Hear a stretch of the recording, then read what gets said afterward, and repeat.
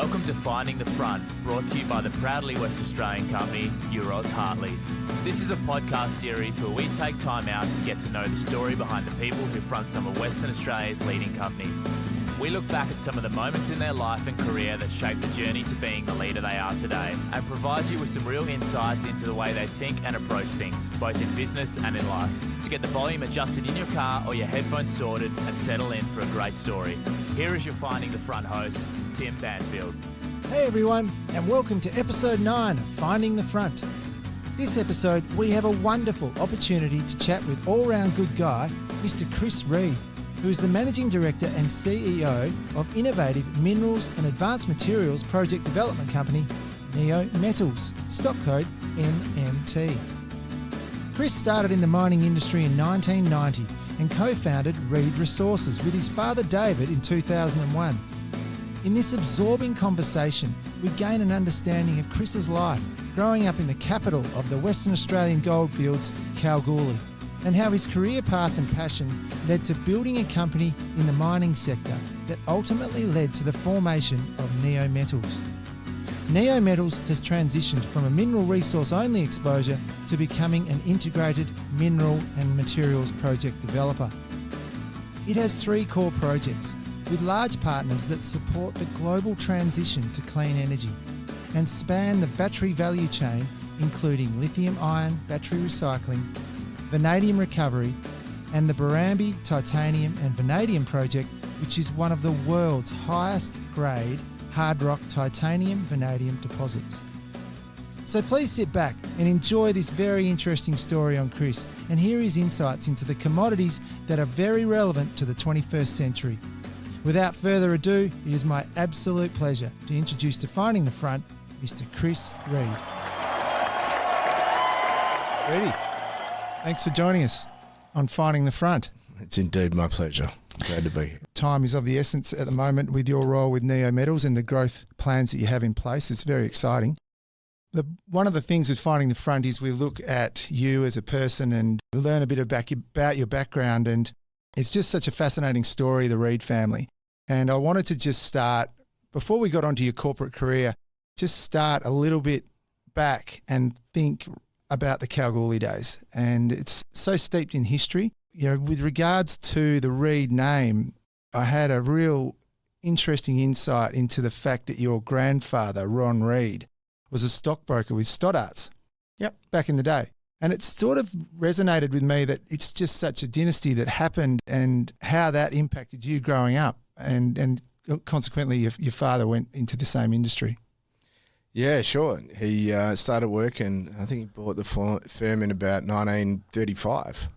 You know, prior to the nickel boom, you know, it was pretty hard for what was RW and DJ Reid. So Dad and Pop were both members of the stock exchange. I think Dad was the youngest guy to have a seat on any stock exchange in Australia. You couldn't make a massive living out of it. So we had other businesses. So we used to cart the ICI explosives. So that was a business that we were agents for ICI, and Dad, his family company's called Trucking Nominees because we used to have a fleet of trucks that used to deliver all the ICI explosives. So, you know, dynamite, gel ignite, Ampho, all of that sort of stuff. Yes. And sold that in 1986 when we moved to Perth. And Stoddart's also had a travel agency. So the buildings that we had in Palace Chambers next to the Palace Hotel, Yes.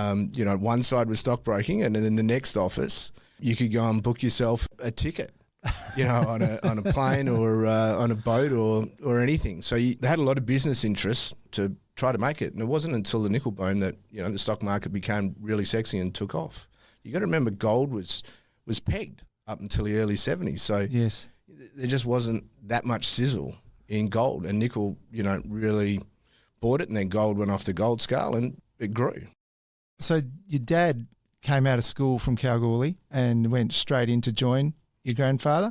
Yeah, so he didn't go to university. He stayed home. It was a nickel boom. They were very, very busy. Yeah, so, you know, they did pretty well out of, you know, the nickel boom and pegging ground and small companies. So if I had anything, it took anything. I mean, loved growing up in Kalgoorlie. right? So all the guys, Dad and his mates, they all had, very civic-minded, did a lot of charity work, Rotary, a lot of sport, the race club, whatever. And then, of course, you're surrounded by businessmen and entrepreneurs and hard-working guys that had their own businesses in trades and mechanics and miners and engineers and drillers.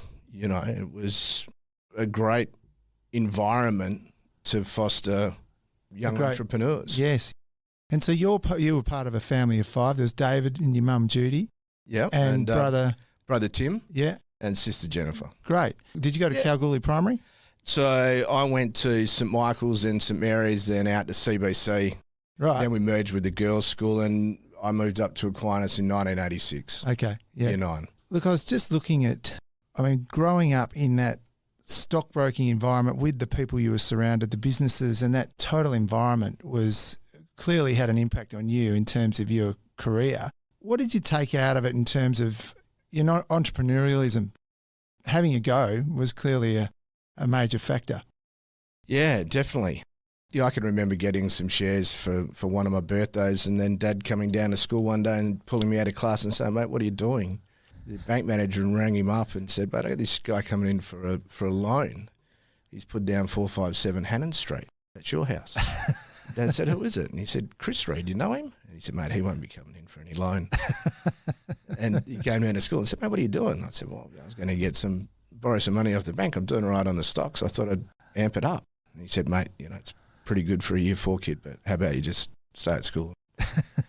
So I started from a young age, and look, it was a great environment. We could work there on holidays. I worked on the floor of the actual Perth Stock Exchange in 1987. Wow. In a holidays running for Glennie Colgan, who was the operator. Right. He now, runs Argonaut. And yeah, it was, there was some great people that worked at Esred, and, we still bump into them. Dad's obviously still friends with just about all of them. Well, so your dad just was quite a character in terms of Kalgoorlie and quite iconic in the stockbroking world. Went from being Reid through to Ayres Reid Mackintosh and eventually became Macquarie Bank down the track. Yeah, well, actually, it went to CIBC. CIBC, yeah. And then after September 11, they shut down quite a lot of the non-essential, so they really wound down their Australian operations. And Dad sold the book to Macquarie. Yes. So you, as you mentioned, you then left Kalgoorlie at that point and head down to Perth. You went to Aquinas. Yep. Aquinas College. How long did you go to Aquinas for? So 4 years. 4 years, yeah. Did you enjoy it? 9 through to 12. Yeah, it was great. It was a bit different to start off with. I was going to say different to going to Kalgoorlie. Yeah. Yeah. Well, look, they're both Christian Brothers schools, but, I can remember the headmaster saying, how are you fitting in? And I said, well, mate, a lot of these guys, they act up. I just can't work out why you don't hit them.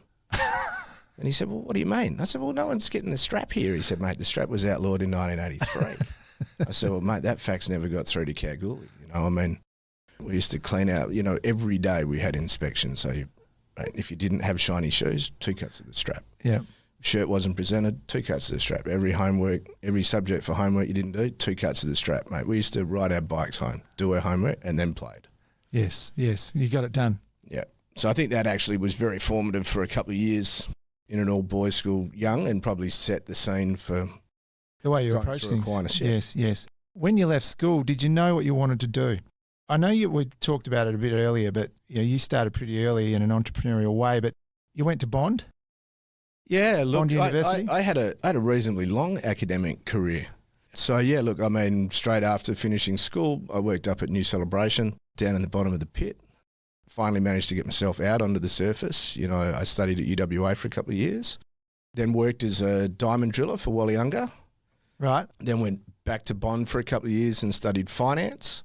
Then came back to Perth, worked in as an accountant, then worked at the University Building Society and got to be CFO and company secretary, and then went back to school to finish off and actually get an accounting major, because whilst I did like doing accounting, I never actually finished my accounting major. Right.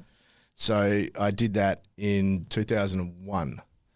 And we decided, when CIBC shut down after September 11. Yes.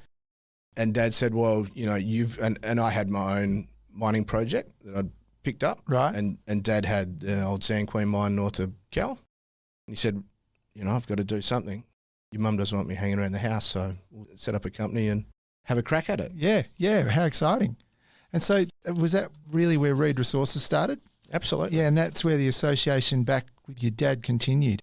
Yeah, it's great. And I've got to say, spending 20 years working with your dad is great. A bit like a farmer working with his son. Very lucky. Very lucky. Because he's got so much experience and you've clearly got your own experience and it sort of works well together. I mean, you've brought other people in and around you, but the story of Reed Resources, just give us a little bit of insight into that. Yeah, sure. So we raised the money predominantly for the Comet Vale mine. Right. And so we drilled that out. We got up to about 500,000 tonnes at about 12 grams. Yes. And managed to bring in one of his old buddies, Bill Phillips, to develop it in a joint venture where Bill did the mining for 50% of the gold and we took it through to getting it milled and paid for the transport and costs, and we split the gold 50-50. That worked well. It was just small. Yes. We took out 80,000 tonnes at 12 grams and the JORC resource was about 11.8. And people would say, how could you mine without a reserve? And I said, well, we did all the diamond drilling and we diluted it and we published a diluted resource and we mined it with air leggers properly. Yes. We could never make it into a big mechanised mine that didn't really have, that market appeal.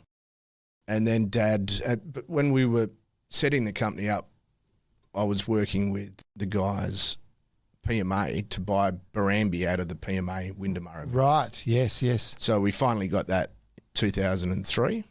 So we ran gold and the Barrambie project at the same time. We were doing exploration up at Mount Finity, did a joint venture with Portman. There was deposits of low-grade iron ore. And MinRes has that ground now. Yes. It adjoins their old Polaris stuff.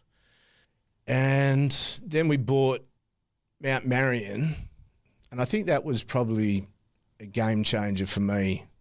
I was up in Germany, my birthday in 2008, looking at some of the Barrambie concentrates getting processed in Germany at a lab, and bumped into two guys coming out of a meeting as I was going in, and they said, oh, you're the young kid that's got this, titanium vanadium project. That's great. Son, you need to go and find me some lithium. So I walked in and just thought, mate, who are those guys? And they said, well, did they talk to you? And I said, well, yeah. And they said, well, you better listen, because that was the head of R&D for Daimler and Johnson Controls. And I said, well, what would you need lithium for? And he said, mate, the future's electric, right?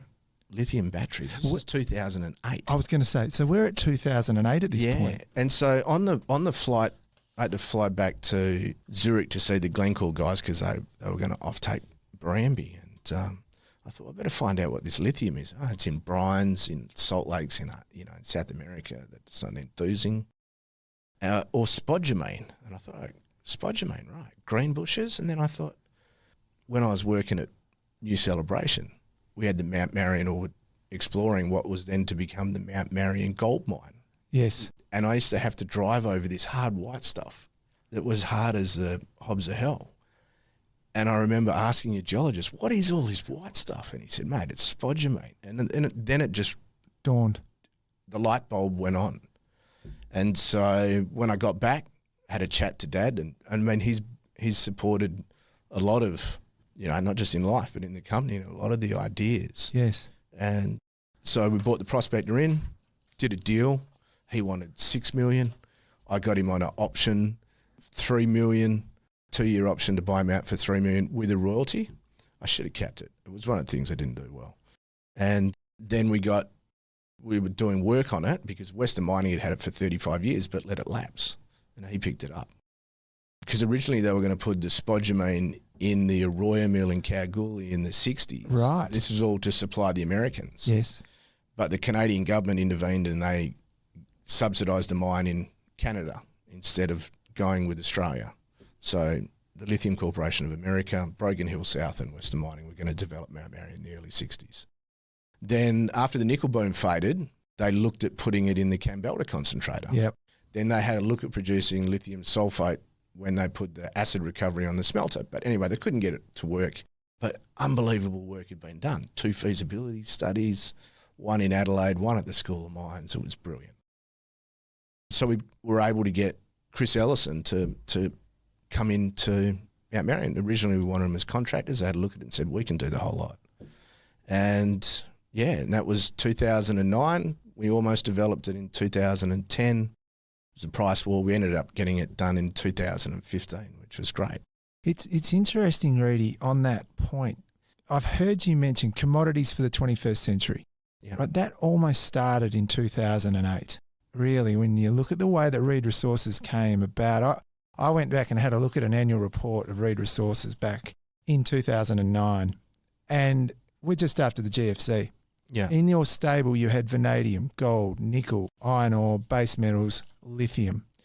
And it states, this is probably the most exciting project we have after entering an option purchase agreement with a local prospector over the high-grade Mount Marion lithium deposits near Kambalda.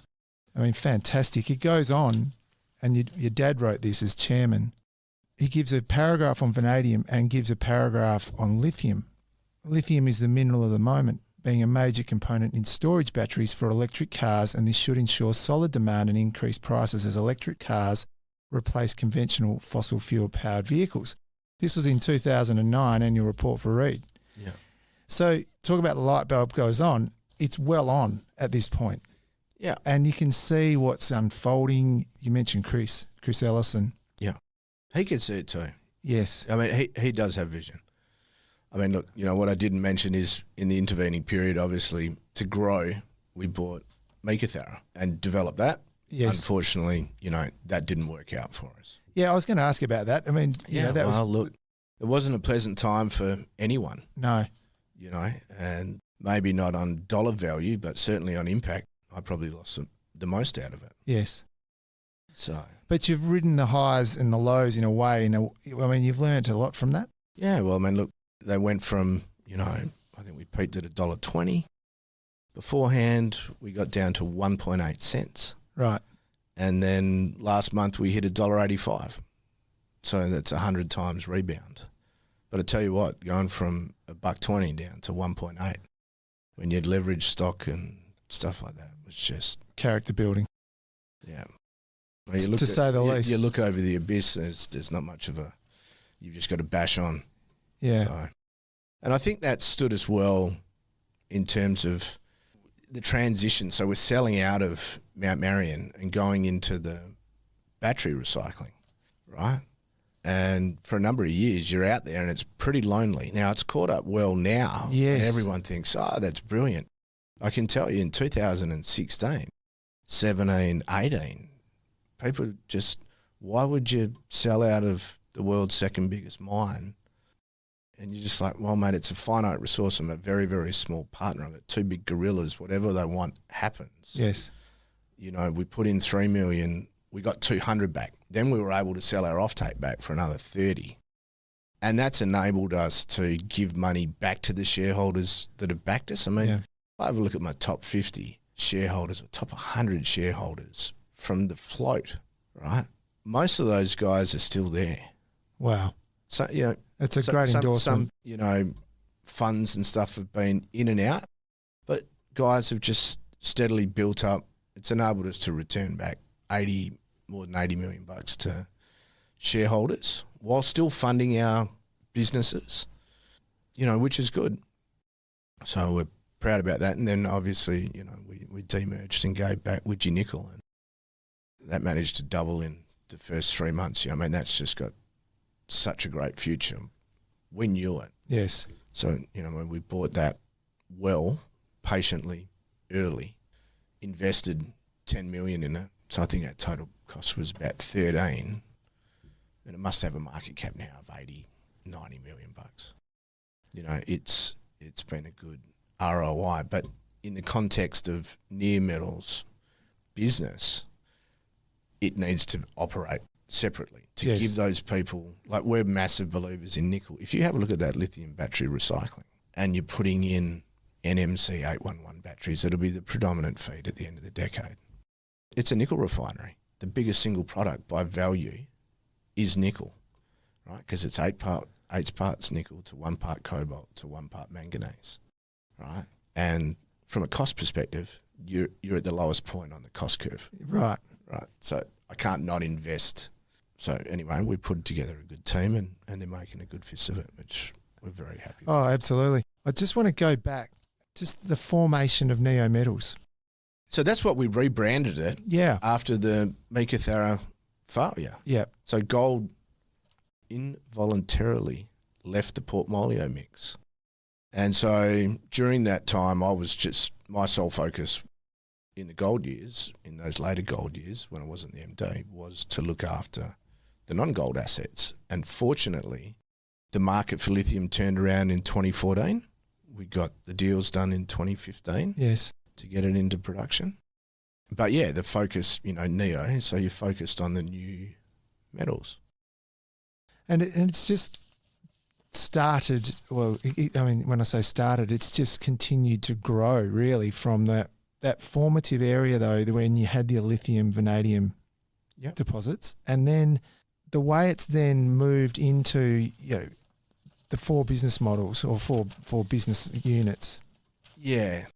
And I'm just interested into how you decided to do that and the way that's just unfolded. And there's so much. I'll jump forward a little bit and say, okay, I read recently a great article in the London Times, the Times in London, should I say, and I thought it was just classic, Reedy.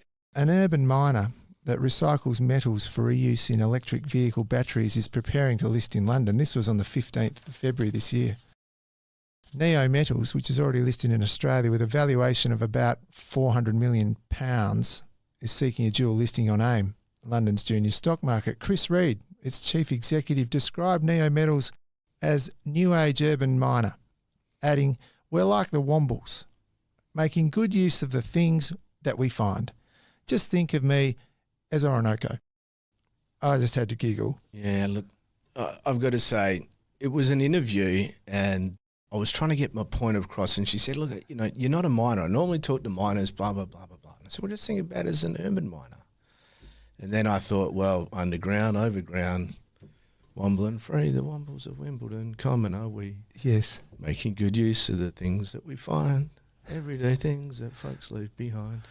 Brilliant. And the only one Brilliant. that and look, if I'd had a bit of time, I could have said Uncle Bulgaria or Tobermory. The only one that pinged into my mind at that stage on the spot was Orinoco. Yes, yes. Right, and it takes a lot. They say he's lazy and greedy, and to appear that way actually takes a lot of effort. I can give you the tip. Oh, I could tell it was off the cuff, but it made me laugh. Yeah. But he does have some of the traits there that I do demonstrate. So that's no dramas. It's unfortunate he's not hardworking.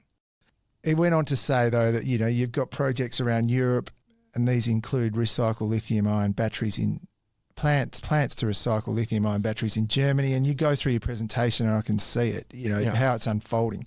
So you've come from your roots. You've gone through the Reid Resources experience. Yep. You've got the experience of David on your corner, and now you really are taking this to a whole new level. I'd really, really just like to hear how you've been inspired to do it this way, and then also, Reddy, the electrical vehicle market and just your insights into it. One of the pages in your presentation really comes back to the cost, how to address the emerging carbon shock of EVs as well. And I think that's really interesting. So, Sure. Yeah. You can answer those. So look, the first part, so I did a postgraduate in mineral economics at the School of Mines. So I did the graduate certificate, then did the master's. I'm up on the wall of shame, i.e. guys that haven't done it for a while and have only got one unit left. I'll get around there someday. I think I stopped when my first child came. So it's quite a few years ago. Now, understanding the economics of mining, right? I mean, that they are finite resources. So whatever resource we've had, it's finite. And so then having had that experience, encouraged to get bigger and stuff like that and resources, and I had a look at it and I thought, well, fundamentally we had the industrial minerals assets at the same time as gold as a counter. because they generally used to move counter-cyclically, gold and nickel, that sort of stuff. And Yes. they're not manipulated, and they're used for value in use, right? Because you couldn't exchange trade them. So for me, fundamentally longer term, you're going to have, it's a better mineral market. And so then we would innovate to try to drive our costs down to make more money. That's how we made more money. Whereas, I looked, tried to game it out, right? Because we tried to do a lot of deep thinking. I encourage everyone in the company just to, sit down, pause, think.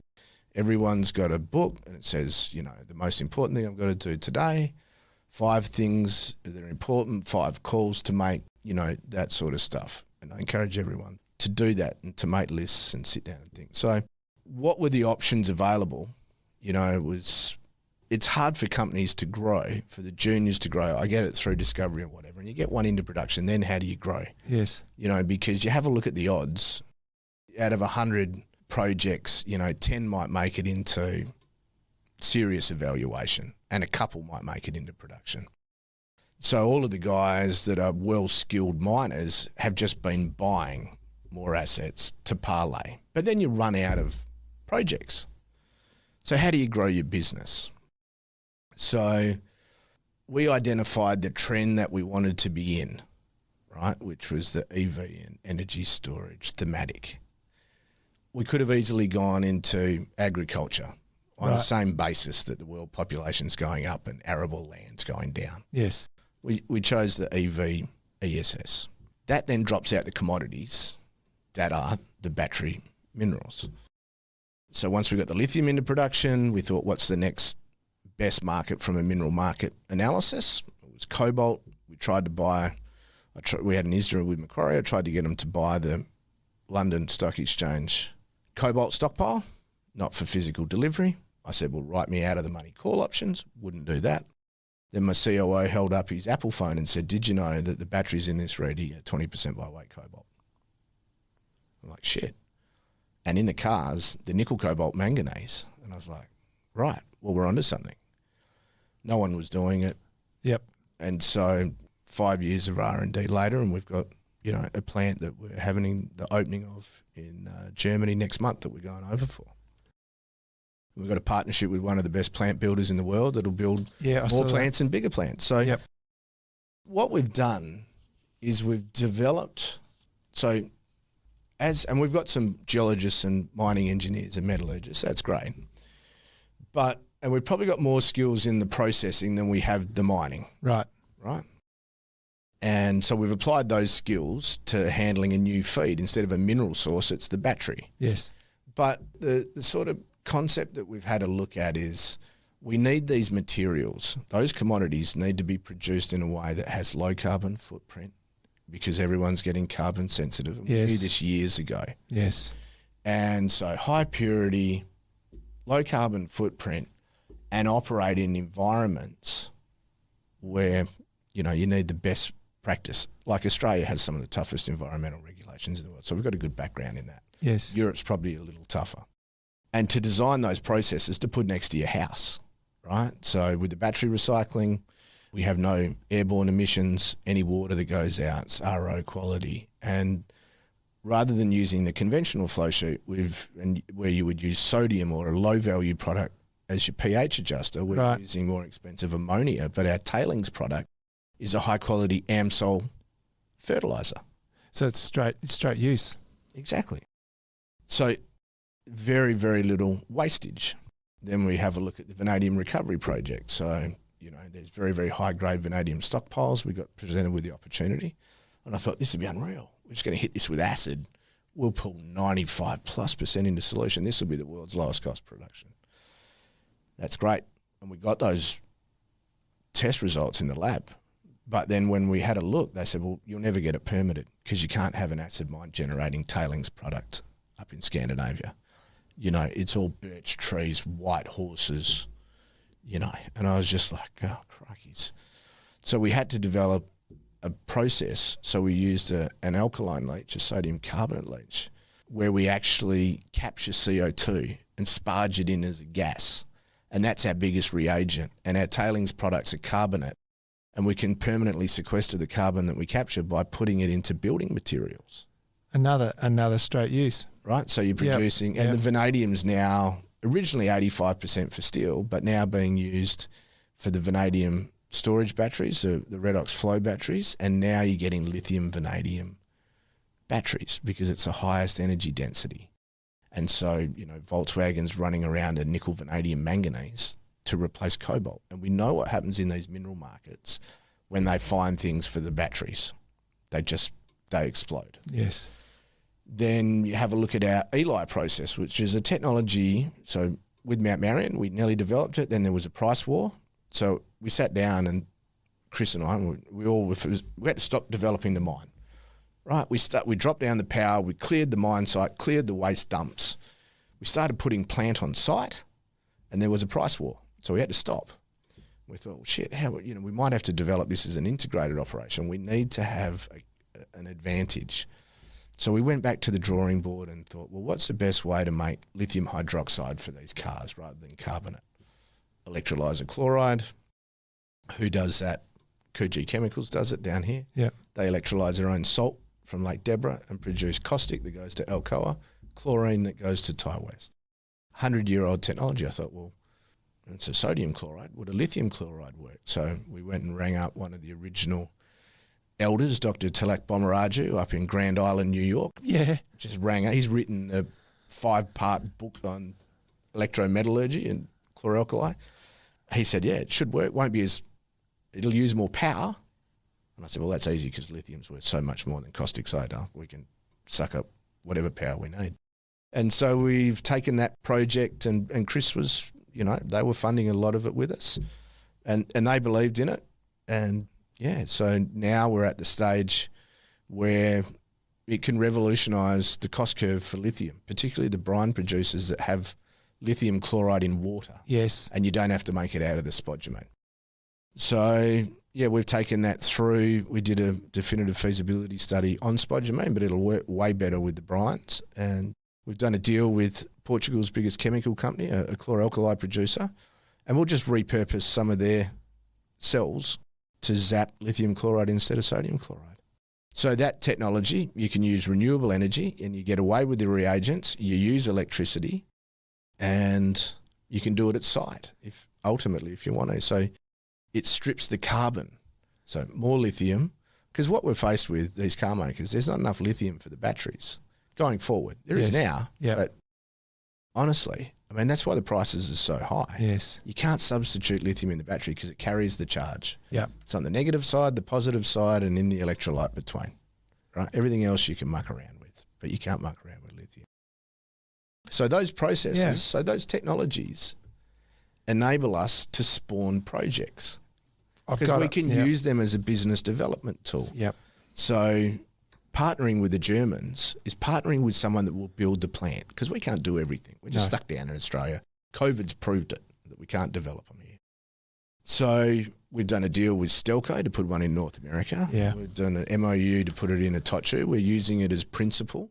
Yeah. And so I can spawn lots of projects with that technology, because otherwise you're down to buying mines. It's scalable. And consolidation. So it's scalable, replicatable, and we're just in the infancy of recycling. The vanadium stuff, they've got these high vanadium pellets get produced up in Scandinavia. So there's these slags in different parts of the world. So that technology will work. So we've done a deal to take SSAB, who's a big steel maker up there. We've done a deal to take out of a new plant that's going up, right, called H2 Green Steel, and its shareholders are SMS, a partner in the recycling, Mercedes and Volvo, right? It's going to happen. So that's going to be for a second larger plant. Then we're evaluating third-party stockpiles elsewhere in the world. So we'll build a number. Eli, the electrolysis, I can have a look at existing brine producers, developers, hard rocks. We could develop it. So us and Min could go and get a brine resource, or we could partner with someone that's got one, or we can just license it out and pick up money. The only residual hard rock asset we've got is that titanium project. To be perfectly honest, it's a bit of an albatross around my neck. We've invested $37 million, but it's the world's second highest grade hard rock deposit. Titanium prices have been steadily increasing for 6 years. Yes. We're past peak titanium feedstocks. China's got to convert all of its sulfate pigment to chloride in this 5-year period. We've got Chinese partners and we've got a pilot plant up at Menzies, funnily enough, which was the old Menzies State Battery for Gold. Currently, we've set up a gravity concentrator there to make titanium concentrates that we're going to truck to the coast and then ship up to China. We're going to send up 150 tonnes. Gosh, Menzies back. Oh, mate. Oh, at least I don't get lost. I mean, that's one of the beautiful things about all our old mines was they were on the main roads or railways. You couldn't get lost. Yeah.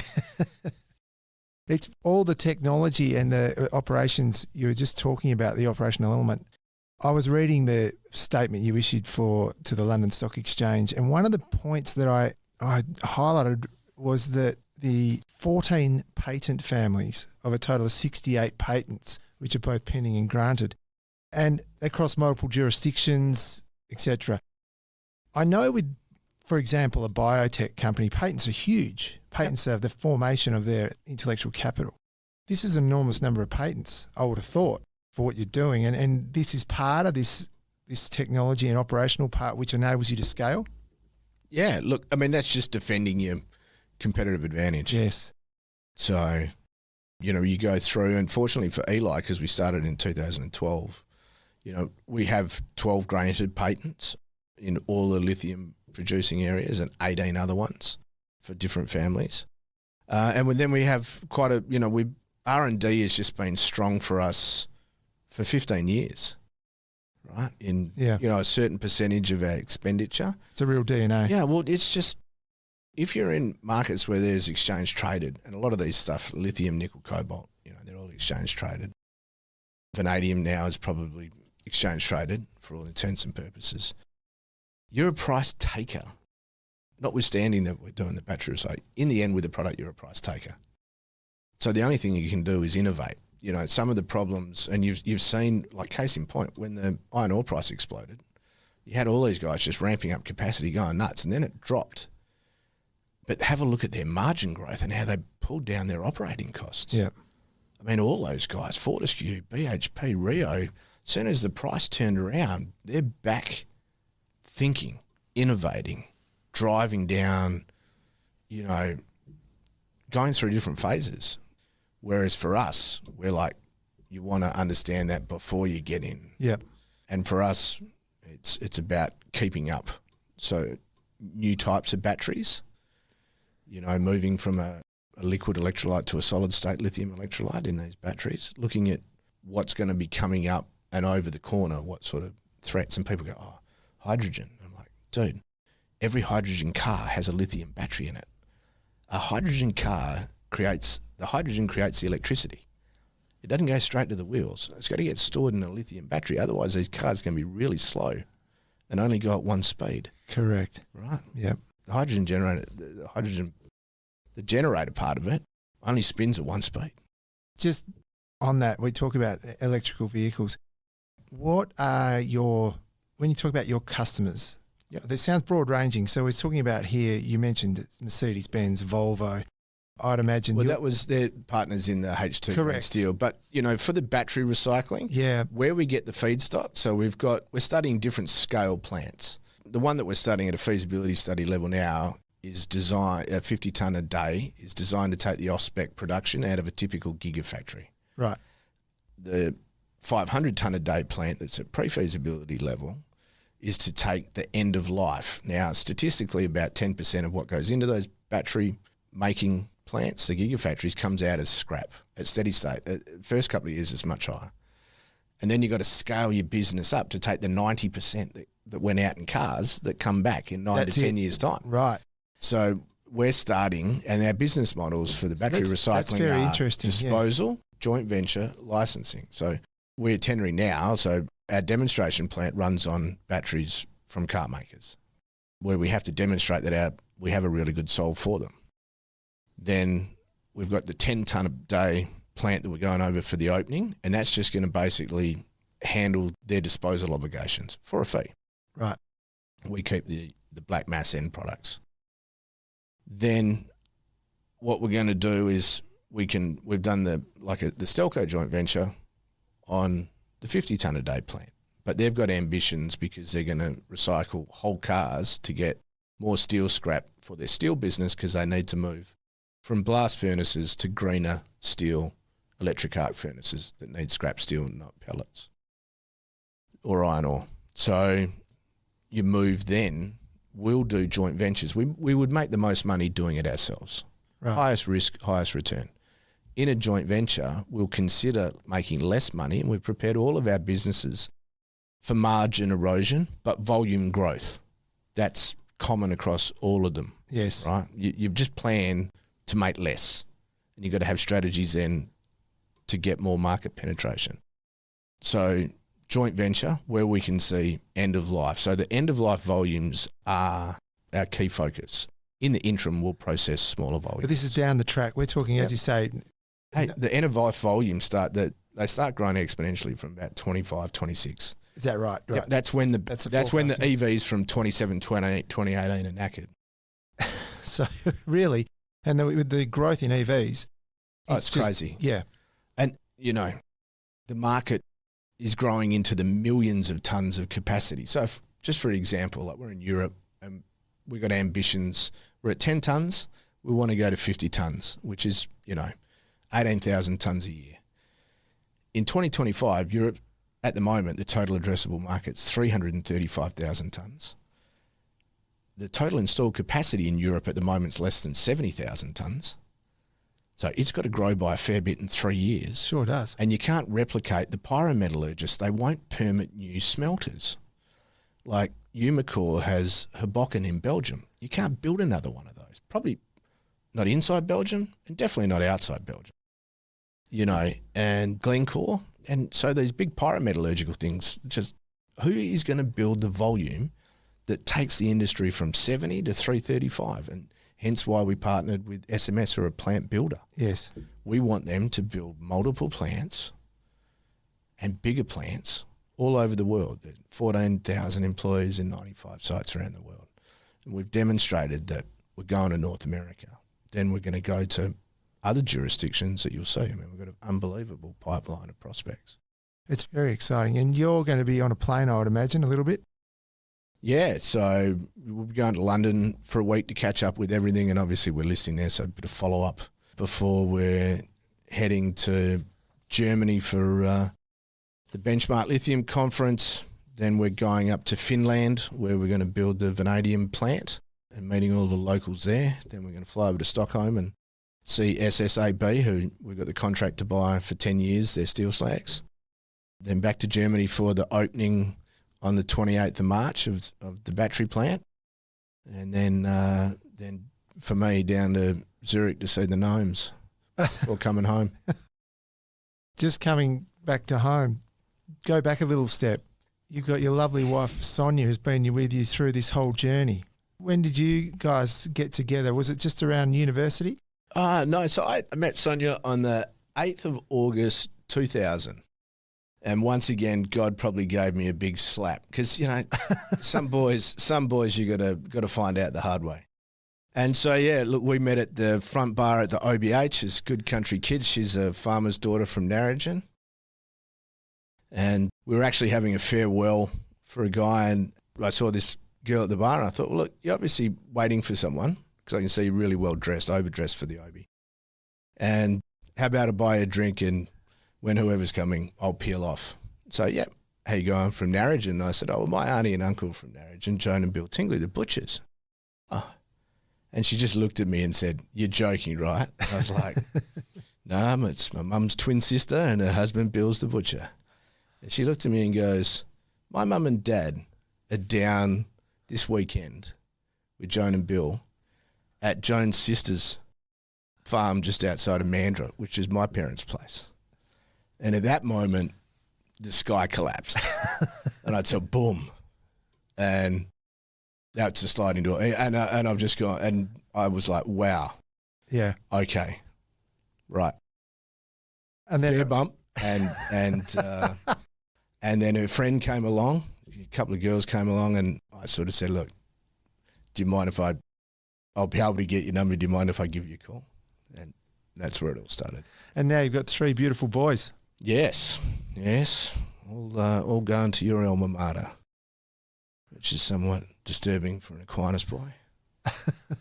And Reedy, it's interesting watching now you've got these 3 beautiful boys, watching them grow up and where you're positioned in with your company and what you're doing. You must find it quite rewarding when you're having a real impact on the world in terms of the decarbonisation, in terms of your footprint. Yeah, it must be quite a good feeling from that regard. Yeah.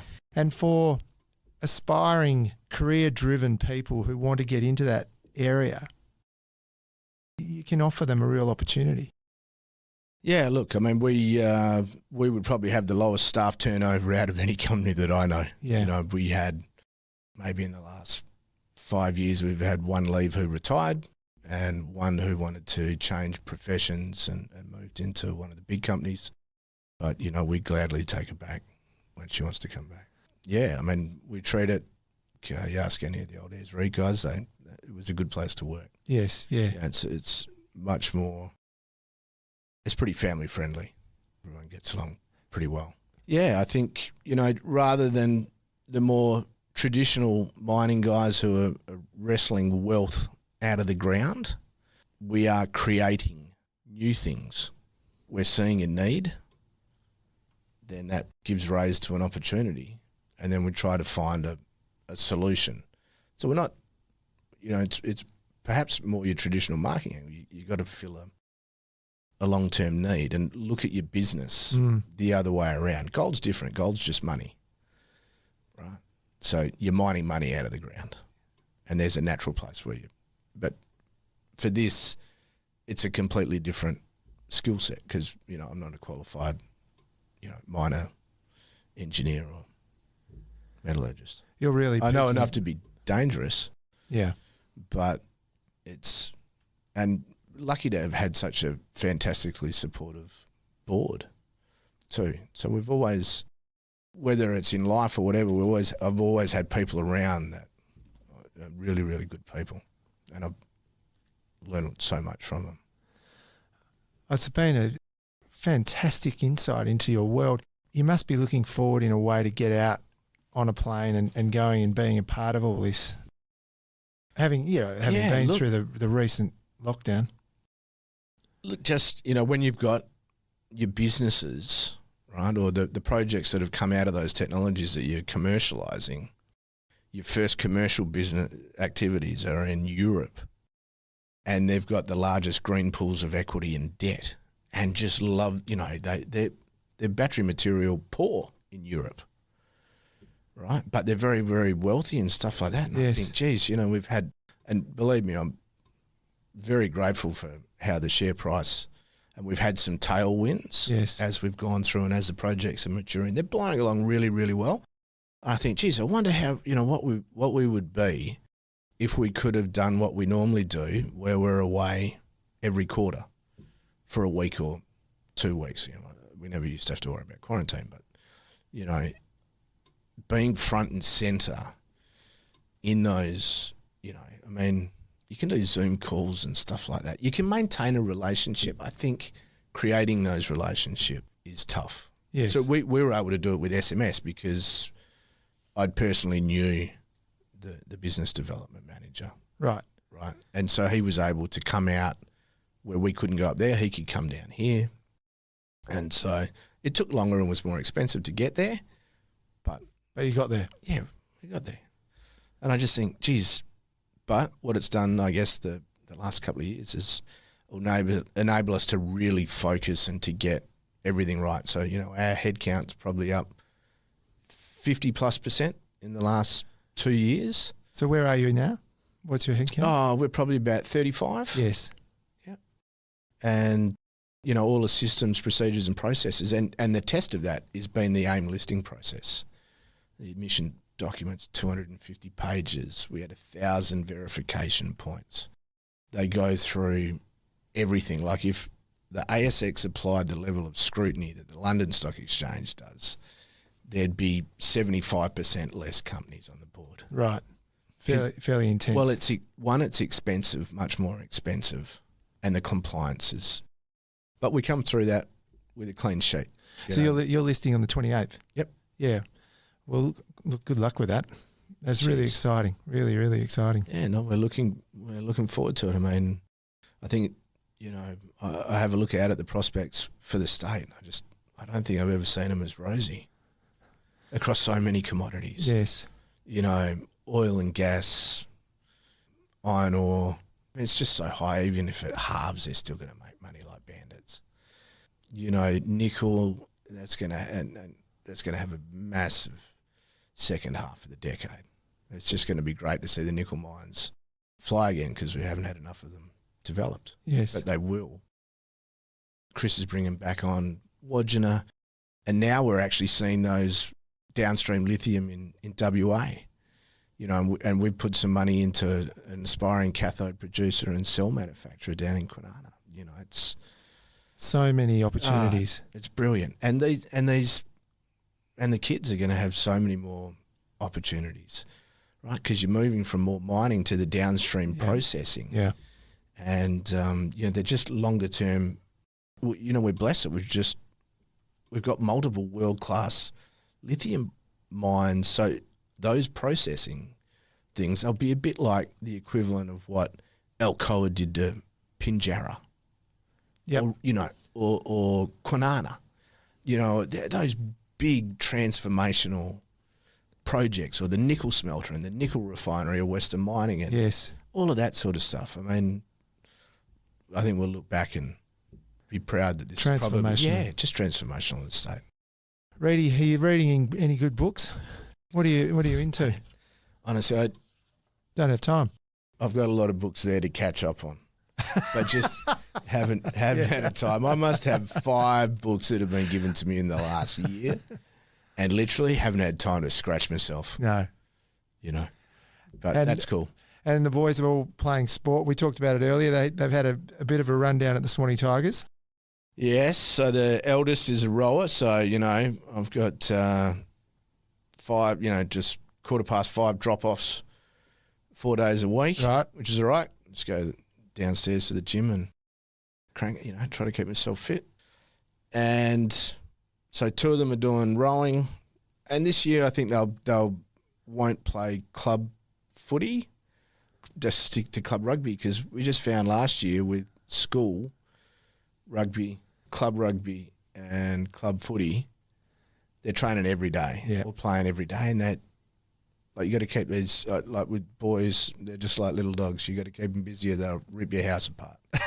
But equally, you don't have to drive them into the ground either. Oh, brilliant. Look, it's been a fantastic chat. And thanks a lot for your insights. Very welcome, Tim, anytime. Really, really has been enjoyable, and it's just really exciting what's going on in your world, and with Neometals. And look, I can't wait to watch the progress. Yeah, and as I think that's what we offer the shareholders. Like, we have it in the back end. It was security and opportunity. I mean, you've got a good board. It's got a proven track record, lots of cash investments, no debt, a consistent strategy across all of them, and look at the opportunities. Like, in terms of value catalysts of the portfolio over the next 2 years, I mean, I don't think there's, in my mind, there wouldn't be anyone of an equivalent market cap with the growth prospects there. Like, I'm talking multiple arrows. Yeah. It's brilliant. Thanks a lot for your time, mate. I really appreciate it. Cheers. Thanks a lot.